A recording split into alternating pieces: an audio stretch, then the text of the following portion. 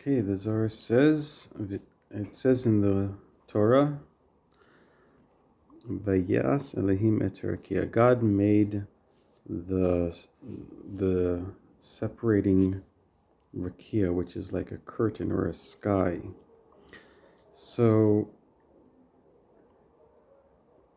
it says it was already said that it was created, this rakia,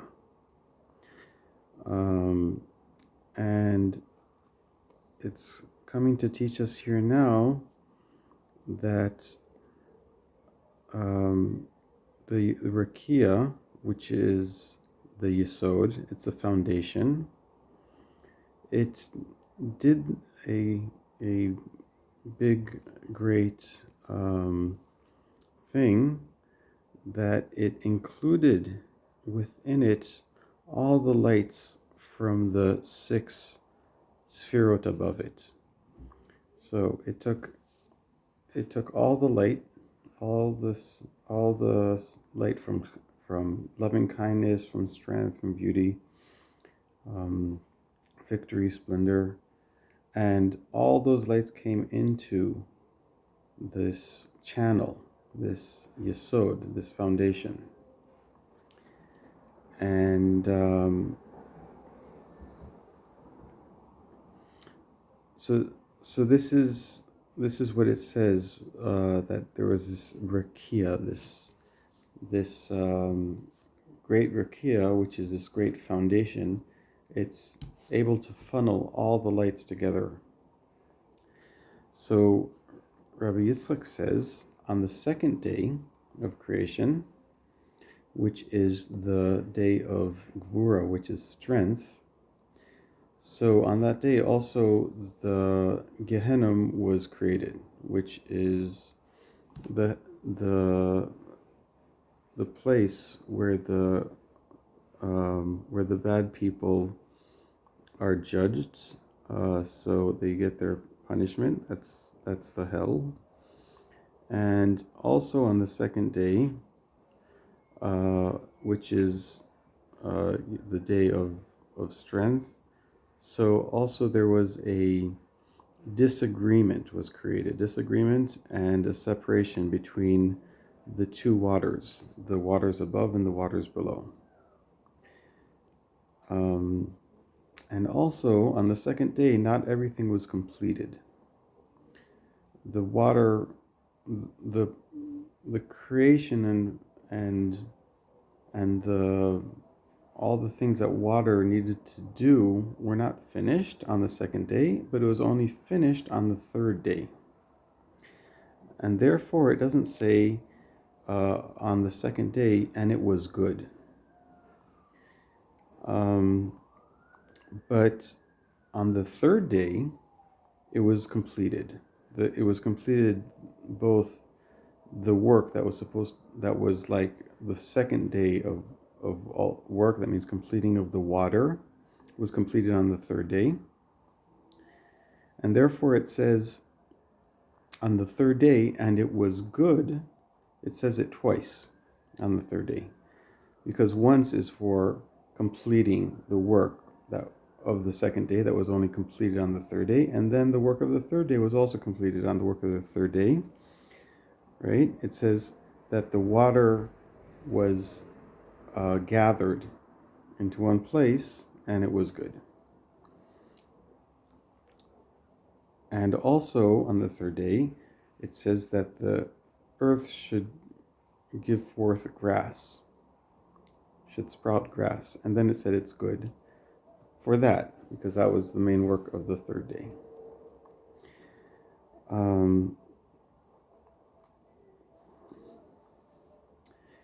And then on the third day, also this disagreement and this like fight between the upper waters and the lower waters, that was resolved on the third day. And the upper waters were able to connected with the lower waters, and they connected in doing the making of the grass sprouting from the earth. right? Because you need water for the grass to grow, and the two upper and lower waters were able to get together and solve their disagreement and get together and bring forth the grass from the earth. So this was all on the third day. And also on the third day, there was compassion that was aroused for the bad people that were the bad people in hell and in Gehenna, because the judgment was sweetened. The judgments were sweetened by and through the compassion which is in the Tiferet, which is beauty, which is the third of the Sefirot, which is beauty, and it's also compassion. And therefore, on the third day, the sparks of fire in Gehenna were weakened and were not so strong, were made not so strong. Because you have loving kindness, then on the other hand, you have strength, and then you have in the middle, you have the Tiferet, which is this compassion and this beauty, and it sort of resolves the two with compassion, and it brings it sweetens the judgments and the strength with the loving kindness, and makes it the loving kindness have more influence over the judgments. And so therefore, the second day was included in the third day and was completed through it, in order to include the strength inside the compassion and the beauty, and to make it be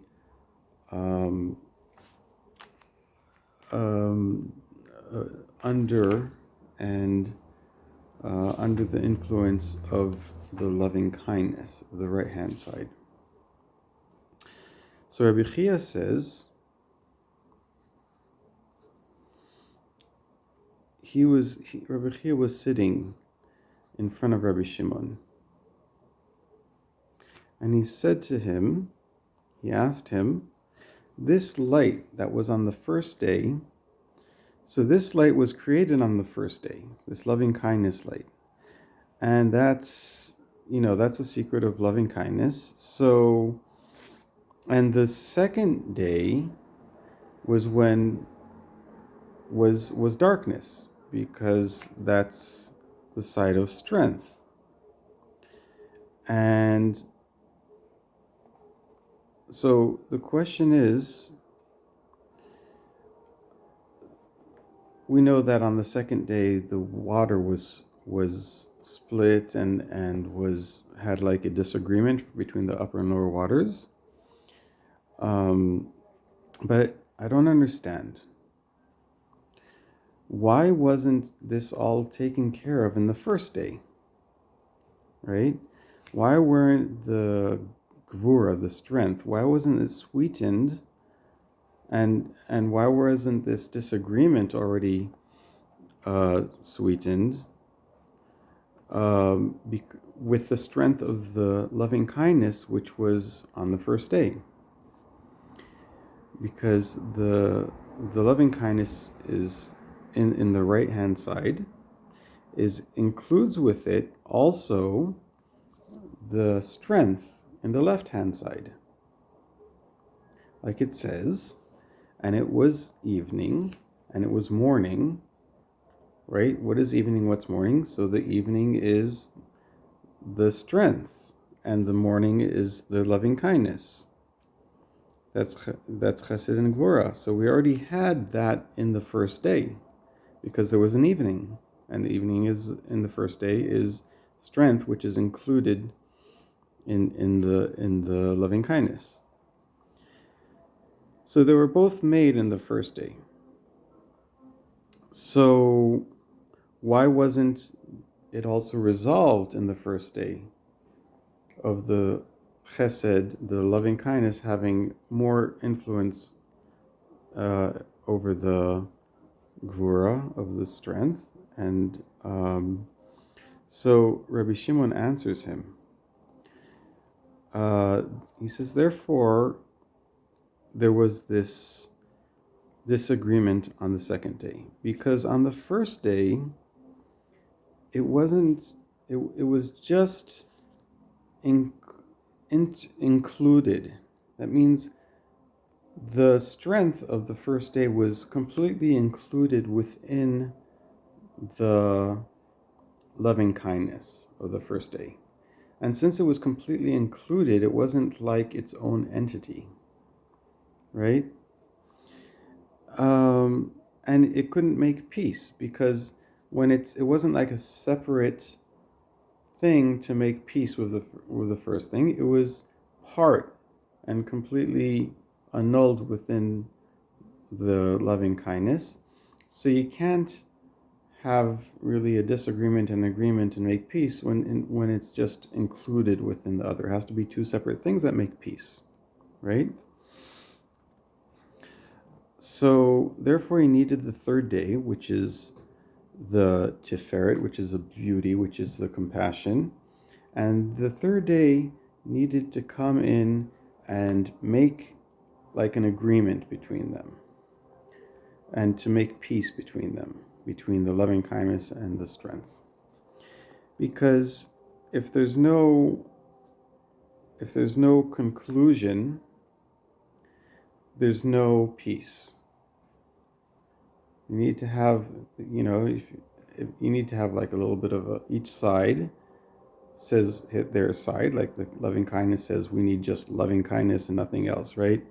And then the strength says no, we need to just have strength and the law, and that's it.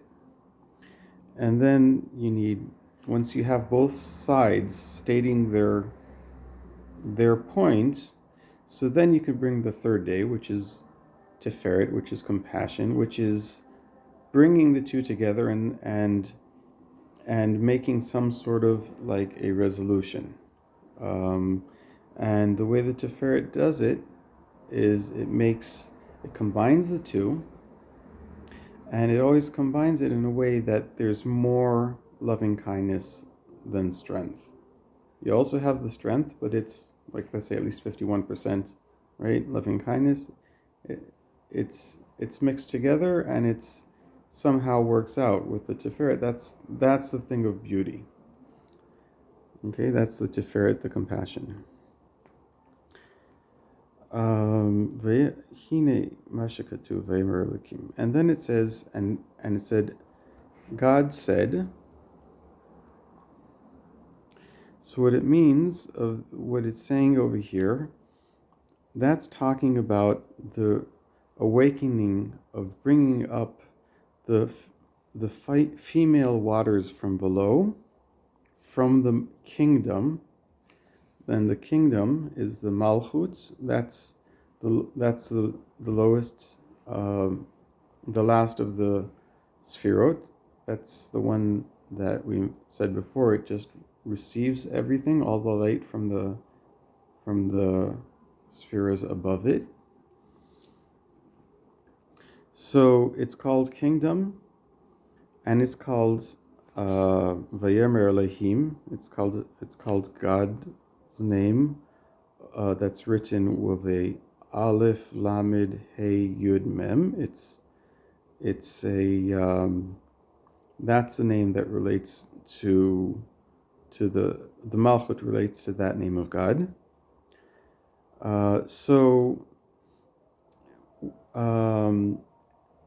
This awakening of the lower waters, which is the female waters of Malchut, going up towards the Ze'er Anpin, which is, like we said, the small face, which is the 6 Sphirot, right? The 6 Sphirot of loving kindness, strength, beauty, victory, splendor, and foundation. Okay. And this is what it says, that the earth should sprout forth grass. What it means, that the female waters, which are called the grass, they should sprout up and go up from below to above, which is, and it's going up from the lower place, which is called earth. It's going up from the earth and going upwards, and it's connecting in the time of unity the lower waters, which is the lower waters with the upper waters, right? Which is the male waters of the Zer Anpin, of the small face. And it unifies with the lower waters, which is the female waters, right, of the female, which is the Malchut, which is the kingdom. And it makes fruit. In order, this makes the fruit, which is to create the souls, which are called fruits.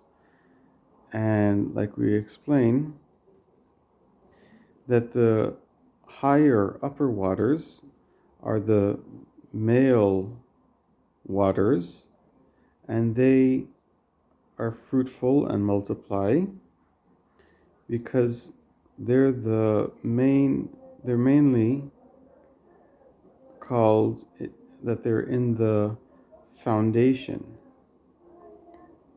They're in the They are mainly the called in according to the sod, according to the secret. They're called the seed, the holy seed, Zera Kodesh, holy seed, to make the fruits. And the lower waters, they call out and awaken and call out towards the upper waters. That means that it's impossible to have a unity without the lower waters coming upwards first. And they're calling and awakening the upper male waters. Like a female awakens in the secret of bringing up the female waters towards the male to receive from him the flow of energy of the upper waters at the time of the unification.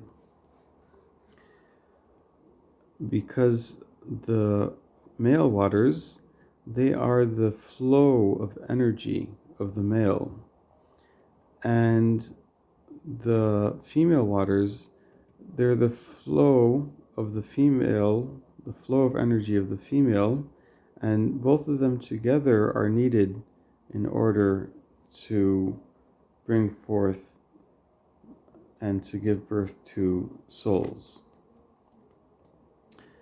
Okay, so this is the fourth Amud, the fourth page of Mitot Midvash, of the sweeter than honey explanation of the Zohar. We're learning starting from the beginning of Bereshit, right? And we'll bring more tomorrow.